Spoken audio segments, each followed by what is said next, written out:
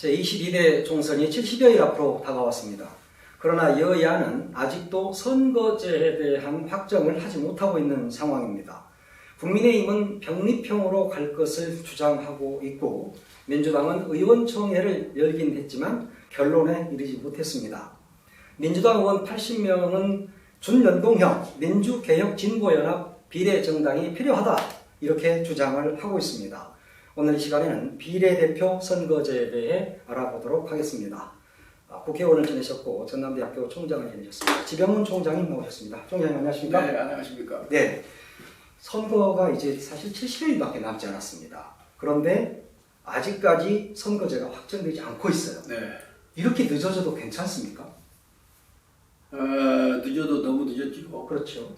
근데 이제 이 우리 선거제도가 그 선거 앞두고 대부분이 그 정당 간의 이해관계에 따라서 어정쩡하게 합의되고 진행되기 때문에 매번 그 바꾸는 이것 때문에 자꾸 그 합의가 안 되는 건데 사실 미국 같은 경우나 뭐 이 선진국 같은 경우에는 이 선거구제는 그대로 기본 틀을 유지하면서 이 그 선거구별 인구수 변화에 따른 이 조정 요 정도만 하거든요. 네. 근데 우리는 매번 이 근본 틀을 가지고 얘기하기 때문에 이 이해관계가 엇갈리는 정당들이 합의하기가 어렵죠. 네.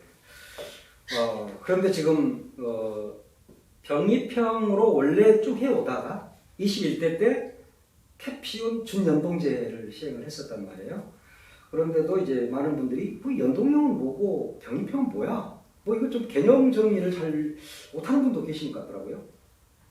그렇죠. 그래서 이제 우리가 기본적으로 전에는 소선거구제에서 물론 이제 박정희 유신 때와 전두환 때는 한 선거구에서 2명씩 뽑고 이래부터 그 선거제도가 아주 왜곡됐던 거고 기본적으로는 우리가 소선거구제를 유지를 했는데 이제 소선거구제를 하다 보니까 집권 세력이 안정적인 의석 확보라고 하는 명분을 가지고 한때는 이 비례대표의 3분의 2를 이 땅이 가져간다.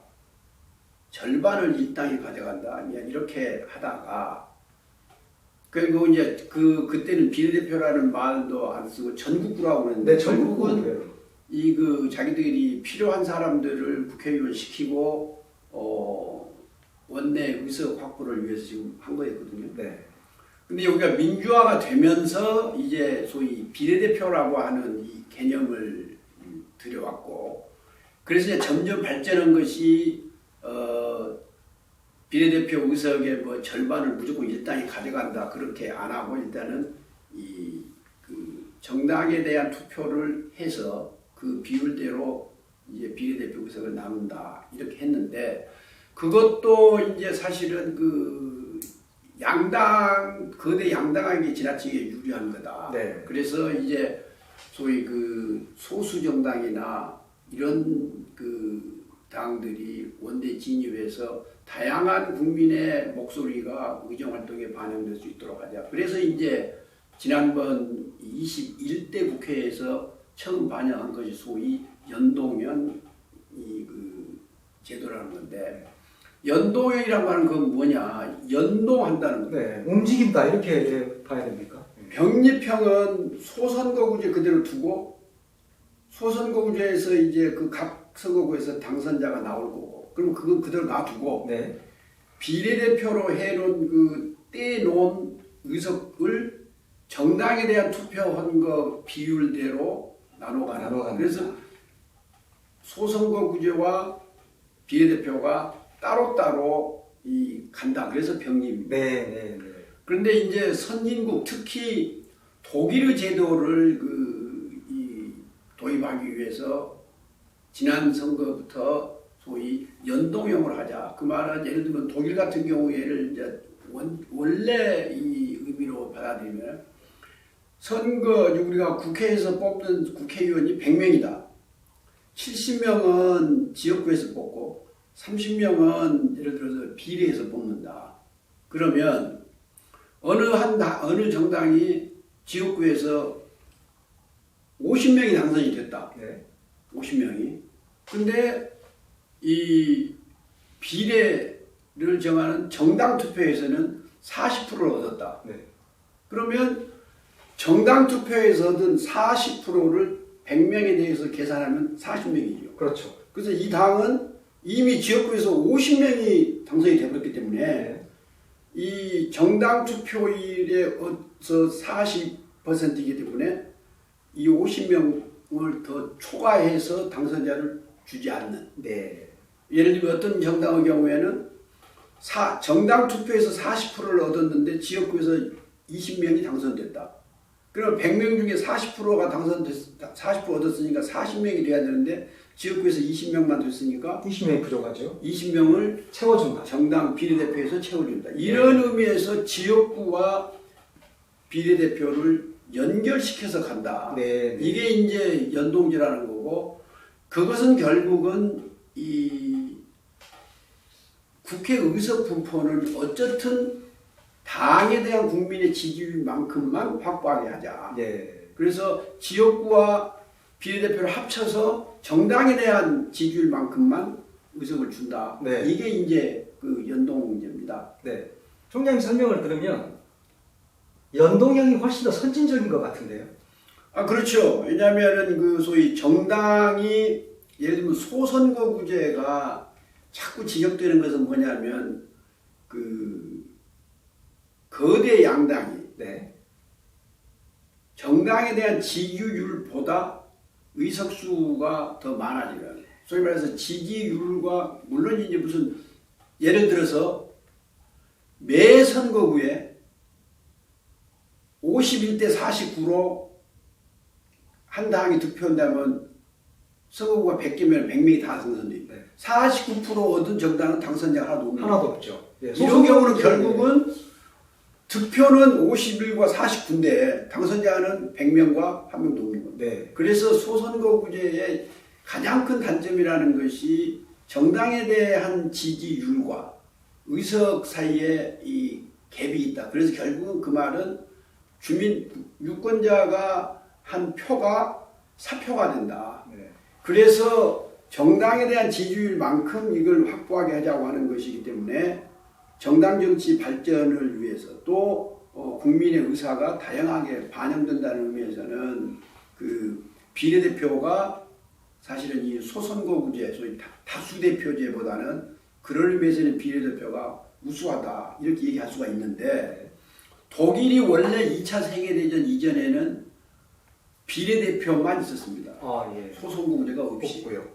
무조건 정당에다 투표를 하고 그걸로 전부 의석수를 나눈 거죠. 정당은 그 후보자들을 놔두고. 그렇죠. 예. 그런데 이제 비례대표만 정당에 대한 투표 가지고 비례대표만 배정하다 보니까 지역구의 민심과 이 의석 간에 갭이 있다. 민심이 제대로 반영이 안 된다. 이런 것이 있어서 결국은 또 그러다 보니까 또 어떤 문제가 있느냐. 비례대표만 하다 보니까 우후죽순처럼 정당이 늘어나는 거죠. 네. 예를 들면 지난번에 21대 총선에서 연동제를 우리가 도입하다 보니까 정당이 투표 용지가 48cm, 35개 정당이 들어갔잖아요. 네. 이런 식으로 그 독일이 2차 세계대전 전에 그래 결국 그것이 바이마르 공화국의 정치 불안의 요인이 돼가지고 망했다. 이래서 비례대표와 이 소선거구제를 같이 연동시키는 제도가 독일에서 이제 발전을 했고, 그것이 요즘에 와서는 새로 선거제도 논의하는 국가들은 많이 참고를 하고 있는 거고, 네. 우리도 그런 취지에서 지난번에 지난 선거에서 이제 도입을 한 거거든요.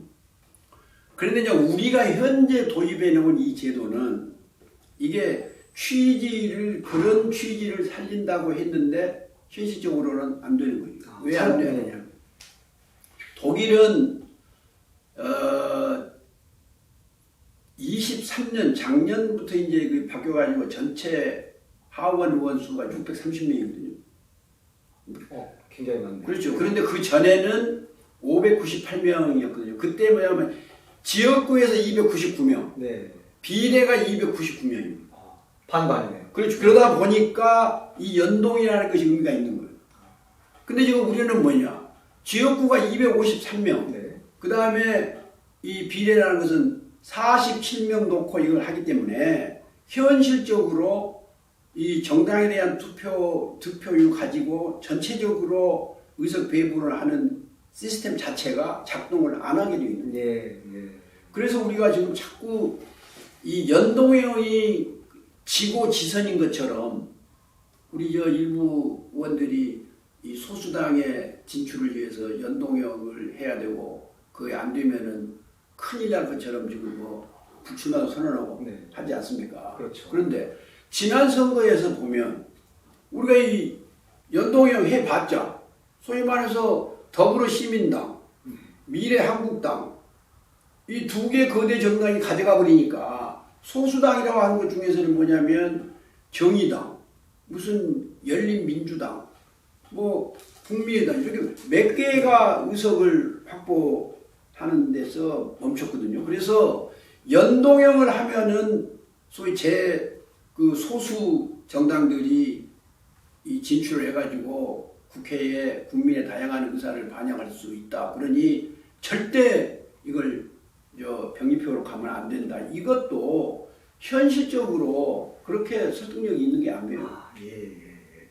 그렇다면 지금 민주당에서는 의원총회만 열었지 결론을 못 내렸단 말입니다. 그런데 국민의힘은 솔직하게 난 병리표 할 거야.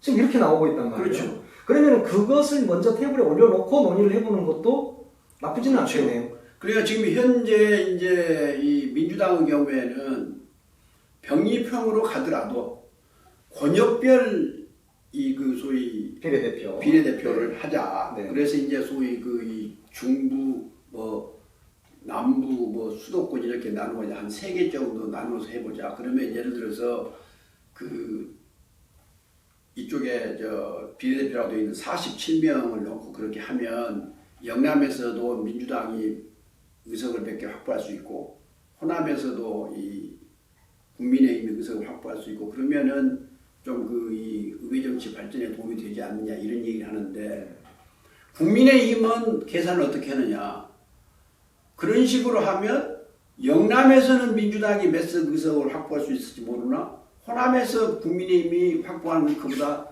적을 수 있다. 네. 그것도 사실은 실제로는 앞으로 더 논의해봐야 되겠지만은 그렇게 찬성을 하지 않습니다. 네. 그래서 결국은 선거제도라고 하는 것이 이 여야가 합의해서 지금 하려고 노력을 하는데 그러면 모든 정당이 다 자기에게 유리한 제도가 무엇이냐 이것을 지금 본인이 다 주장을 하는데 그렇죠. 그럼 중요한 건 뭐냐 국민의힘은 어떻든 간에 지난번에 사실은 이 연동형을 도입하는 그 선거법 개정에 반대했거든요. 네. 그래서 어떤 형태로든 연동형은 안 하겠다. 비례대표 이 병리형으로 가자. 네. 이러기 때문에 합의해서 하려고 하면 두 가지 중에 하나입니다. 민주당이 국민의힘의 의견대로 가든지 네. 아니면 합의가 안 되면 연동형 이대로 가는 21대 때처럼 그대로 가는 겁니다. 그대로 가는 거죠. 예. 물론 이제 21대 때는 또 47명이나 17명은 옛날식으로 정당 득표율을 배분을 하고 연동형이라고 한 것이 30명이었거든요. 근데 이제 그게 그때 잠정적으로 했기 때문에 이번에는 47명 전부가 연동제로 이제 가는 거거든요. 네. 그래서 이 예를 들어서 이제 그 제3 세력이랄지 또는 그 시민 사회단체 쪽에서는 민주당을 지금 엄청 지금 비판을 하거든요. 그러니까. 왜 병리표로 가려고 하느냐, 연동제를 유지를 하자고. 연동제를 유지하되 민주당은 위성정당을 만들지 말아라. 네. 지금 이거거든요. 네. 근데 민주당이 목표로 하는 것이 예를 들면은 정당이기 때문에 가능한 대로 많은 의석을 확보하려고 할 거다. 그런데 이 47석이 걸려있는 비례대표를 비례대표는 하지 말아라. 너는 포기해라. 그러면 지난번 선거에서 보면 소위 이 지금 국민의힘 당시에 이제 미래 한국당이라고 했던가 해가지고 19석. 네. 이제 민주당도 뭐 열린 더불어시민당 해가지고 뭐 17석. 근데 실제로는 그 더불어시민당하고 뭐 저 열린민주당 뭐 이렇게 합치면은 민주당이 또 17석보다는 많잖아요. 근데 그래서 그것을 포기하고 소위 유성정당을 만들지 말아라. 그러면 그건 현실적으로 민주당으로서는 받아들이기가 어려울 거다. 그래서 이제 지금 말씀하신 대로 용해인 기본소득, 용해인 지금 의원이 당시에 더불어시민당에 5번인가 돼요. 네. 더불어시민당으로 해서 저 국회에 들어왔거든. 그렇죠. 또 무슨 조정 그 사람은 네. 더불어시민당 6번으로 와가지고 결국은 이제 네. 국민의힘으로 갔단 말이에요. 그러니까 소수 정당 진출을 위해서 민주당은 하지 말아라. 그런데 소수 정당 진출해가지고 국민의힘으로 가면 어떻게 될 거냐? 이런 고민도 있을 수 있다. 현실적이지 않은 그래서- 현실적으로 보면 그래서 어떻게 보면 이 병립형으로 가되 어떤 측면에서는 이 소수 정당이 그 비례대표를 배분받을 수 있는 그 하한선을 좀 낮춘다거나 네. 또는 그러면서 동시에 그 권역별로 한다거나 이런 식으로 해서 어차피 47석 가지고 지금 우리 정치 구도를 바꾸는 정도로 할 수 있는 의석수가 안 됩니다. 네, 그렇죠. 그래서 병립형으로 가는 경우에는 지금 보완 장치를 해야 되고 안 되는 경우에는 결국은 그 민주당이 완전히 포기하라는 것은 말이 안 되니까 용해인 의원이 주장한다는 소리 말해서 민주 개혁 진보 뭐 비례당, 비례정당. 네. 이런 식으로 하는 경우에 이제 물론 그 순위 결정하는데 이제 여러 가지 좀 논란이 있을 수 있지만 어떤 형식으로든 민주당이 그 비례 의석을 완전히 연동형으로 가는데 저쪽 그 소수 정당들 이 진출을 위해서 완전히 손들고 지역구만 확보해라. 이것은 원래의 연동제와 연결해서 연동이 안 되는데 연동제가 아니죠. 그렇죠. 그런데 지금 병립형으로 돌아가지 못한다 하더라도 국민의힘은 나 연동형으로 가도 위성정당 만들 거야. 국민을 만든다. 네, 이렇게 이야기하고 있는데 민주당의 일부 민주 세력이라는 분들은 민주당은 만들지 마. 저는 그러면은 그 부분을 포기하라는 이야기가 되는데 정치는 현실 아닙니까? 그렇죠. 의석이 말하는 거고. 그럼 민주당이 그걸 포기해서는 안 되는 거 아닙니까? 네. 물론 논의가 잘 돼야 되겠지만. 예를 들면 네. 민주당이 제1당이 못 된다. 네. 그러면 이제 그래가지고 빨리 이게 합당도 안 되고 합당할 필요가 없죠. 아무 관계가 없는 정당들이 이제 진출해 있으면 그 민주당이 제1당이 아니다. 국회의장도 국민의힘한테 가는 거죠. 그렇죠. 네.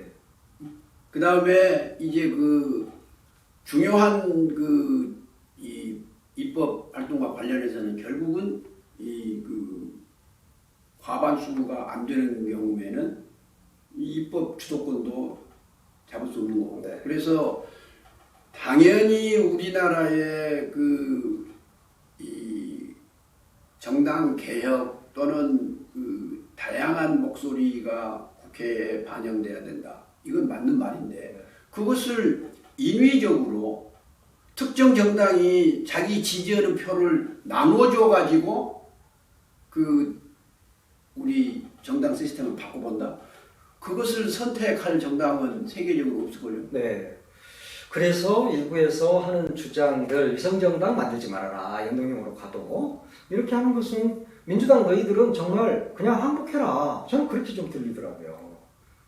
어떤 측면에서는 이 당에 머물러라. 네. 그냥 그럴 일당 수도 해라. 어떻게 해서든지 일당이 되어서 윤석열 정부의 독주를 막아내야 되는 게 21대 국회의 사명일 수 있는데 선거제에서부터 미리 처음 사파 싸움에서부터 너는 한쪽 사파를 놓고 싸워라. 이렇게 하는 것 같아서 저는 정말 국민의힘하고 민주당이 이럴 때 정말 합의가 필요하다. 저는 그런 생각이 들어요. 그렇죠. 근데 이제 문제는 국민의힘은 처음부터 소위 처음부터라는 게 이 소위 연동형 비례대표제를 도입하자 할 때부터 그걸 전부 반대했고, 네. 그래서 지난번에도 무조건 소위 우리는 유성정당 만든다고 그랬고, 이제 안 되겠으니까 결국은 민주당이 부랴부랴 또 나중에 이제 만들어놨지 않습니까? 네, 그래서 현실 정치라고 하는 것이 민주당 우리 지지자들에게, 민주당이 자기 지지자들에게 지역구에서는 우리 후보 찍고 비례대표에 가서는 다른 정당을 찍어라. 좋게 말해 자매정당. 이런 식으로 할 수가 있느냐.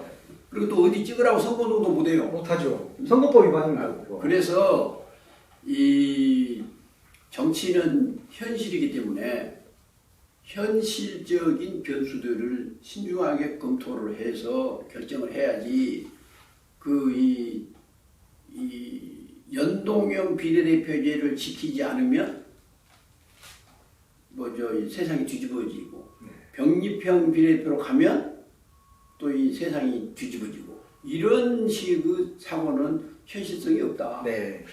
그런데 지금 국민의힘과 민주당이 이제 본격적으로 선거제도에 대한 논의를 해야 되지 않습니까? 그렇죠. 제 3당들은 가슴이 콩닥콩닥할 것 같아요. 그렇죠. 영향을 미치겠죠. 네. 네. 소위 이 병립형 비례대표제로 가면 최소한 이 득표율 이런 거 따지고 이렇게 하게 되면 결국은 이 정당 이름이 유성정당은 안 만들고도 거대 정당들이 다 투표 연기에 들어가니까 그렇죠. 그 지지율을 무시할 수가 없죠. 네. 그러다 보니까 이제 제3정당 새로운 당을 만드는 분들은 불안할 수 있으나 결국은 좋은 제도 시스템을 도입하기 위해서 각 정당들이 합의해서 하면 좋죠. 네. 그러나 합의가 안 되는 경우에는 이제 각자가 자기들 이해관계를 따져볼 수밖에 없는 거예요. 네.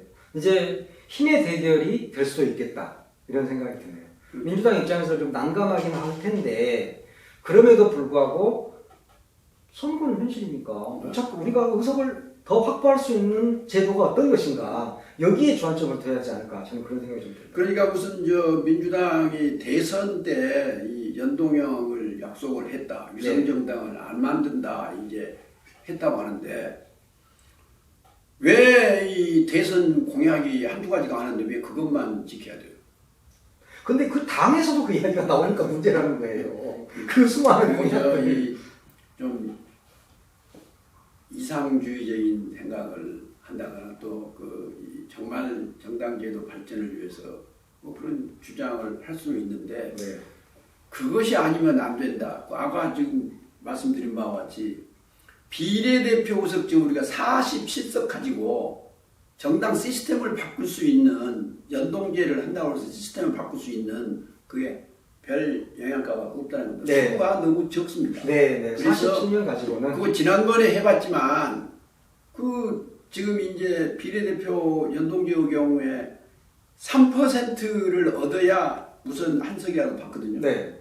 그거 지금 지난번에 35개의 정당이 등장을 했는데 결국은 소수 정당이라고 그래서 지금 나타난 것이 몇 개 없어죠. 물론 이제 민주당이 유성정당 안 만드는 거는 이제 그것이 이제 일이 좀 많이 갈라져 가지고 몇 개 더 등장할 수 있겠으나 그래서 지금 현재의 253석과 47석 이 47석 가지고 이 연동형 제도가 제대로 작동하지도 못한다. 네. 그래서 우리가 이걸 근본적으로 해결하려면 국회의원 의석수를 많이 늘리든지 네. 아니면 지역구를 많이 줄이고 소위 이 비례대표를 많이 늘리고 하여튼 이 조정을 하지 않으면 지금 현재와 같은 상황에서는 제한적 의미밖에 없다. 네.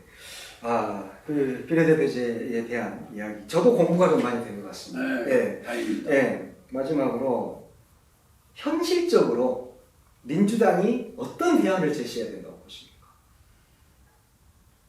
민주당의 경우에 이제 그 근본적으로 이 지금 시간이 없지만 너무 그동안에 이 준비를 하는 거죠. 네. 그래서 어떤 측면에서는 정말로 정당 시스템, 우리나라 선거 시스템을 강정한다면 지역구 의석부터 조정을 하고 국회 의석 전체를 얼마, 예를 들면 지역구 200명을 하고 비례대표 200명으로 하자.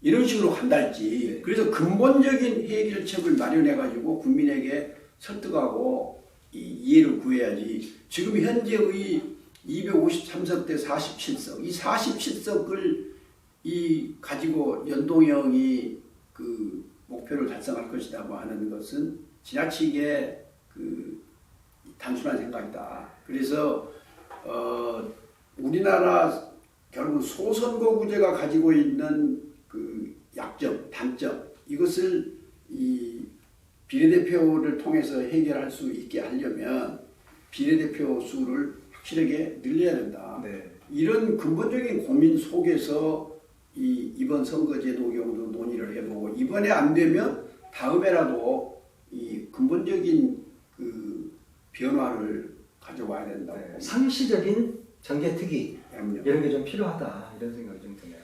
하여튼 22대 총선을 앞두고 아직까지도 그 부분이 해결이 되지 않고 있어서 이제 정치학자이시고 또 국회의원도 지내셨으니까 제가 그런 고견을 좀 여쭤보고 싶었습니다. 민주당도 국민의당이 너무 끌려다니지만 말고 현실적인 대안을 내놓고 그런 것들이 잘 반영이 돼서 우리 국민들에게 더 편안함을 주는 그런 정당이 됐으면 좋겠습니다. 네, 오늘 말씀 고맙습니다. 네, 감사합니다.